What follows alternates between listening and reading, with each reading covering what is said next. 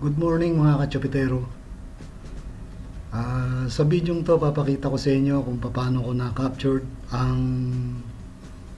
751 pips sa aking trade sa GBPUSD last September 2019. So let's go, umpisa na natin. So makikita nyo mga ka-tsupiteros, ito 751 pips. Ito yung ating stop loss sa kasalukuyan. So, paano ko ba naispatan yan? Paano ko ba na-trade yan? So, unang-una, nagkaroon tayo ng divergence dito.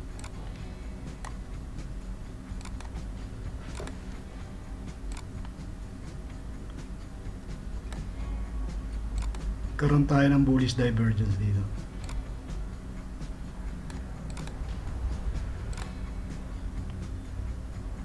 Nung nakita natin yung divergence na yan, nagkaroon na tayo ng bullish bias dahil nagkaroon ng divergence. So, para may confirm natin yung ating bullish bias, tinignan natin tong level na to. Makikita natin tong level na to, yung price nag-bounce siya rito, tapos nag-breakout, tapos nagba-bounce lang siya rito sa level na to. So ilang beses nag-bounce siya? 1, 2, 3, 4, 5. So ibig sabihin tong level na to is significant key level.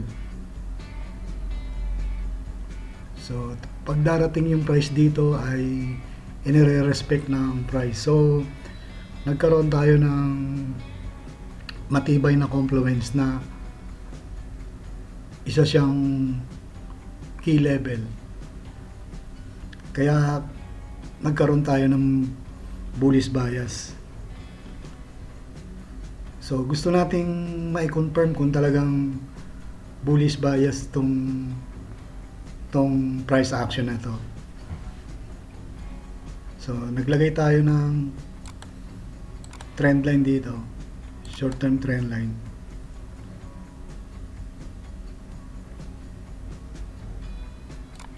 At nakita natin na nagkaroon siya ng pattern. May pattern siya na falling wedge.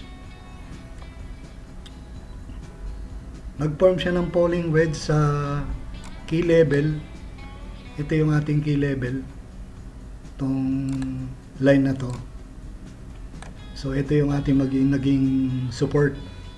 Kaya siya naging support dahil yung price ay nagbabounce sa level na to. Kaya na-confirm natin siya support.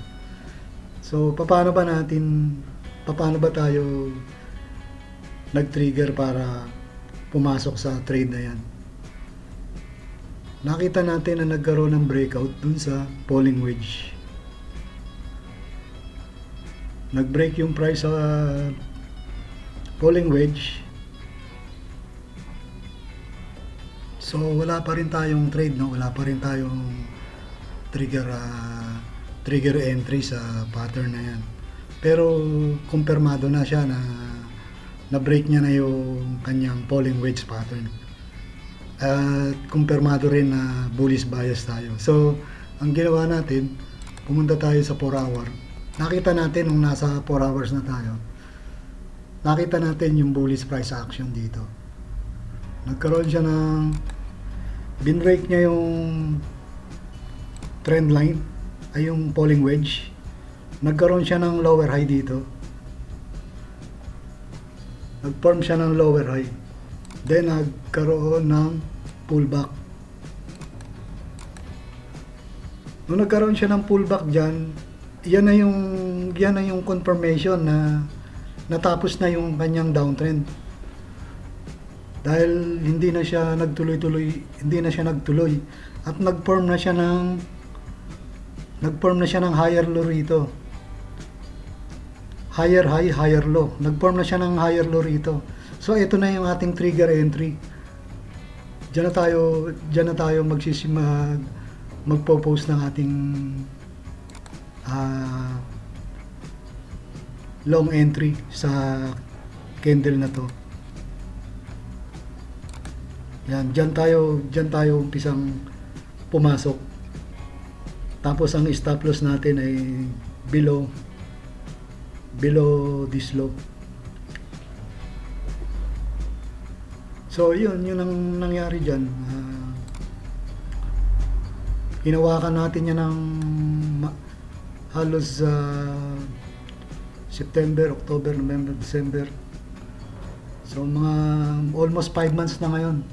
Ang ginagawa lang natin dyan ay sinusunod lang natin yung ating trailing stop. Sa ngayon yung trailing stop natin nandito sa below 31733. So yan guys, yan ang istorya niya kung paano ko na-capture yung swing trade na yan. Kino-consider ko na swing trade yan kasi halos 5 buwan na tayo nasa loob ng merkado eh. Kung mga short trade lang yan, hindi yan nakabuti ng mga ganyan katagal. So ang magiging target natin dito guys, yung balik tayo sa one day, no? Magiging target natin dito yung itong 2018 high. Yan. 2018 high last April 18. Ito yung ating magiging target dyan. Hanggang sa ngayon nakahawak pa natin yung trade na yan, nakaposisyon pa rin tayo ngayon dyan. Ito yung ating hinihintay na mahit bago tayo lumabas. Sinusunod lang natin yung ating trailing stop para ma-protection na natin yung ating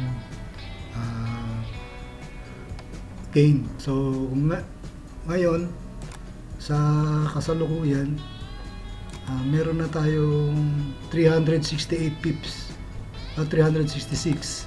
Nakalock in yan. Once na mahit yung stop loss na yan, nakalock in na yung 366 pips na yan. Pero sa kasalukuyan, ito yung kanyang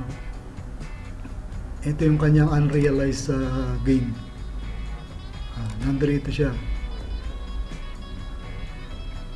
Yan, 732 pips.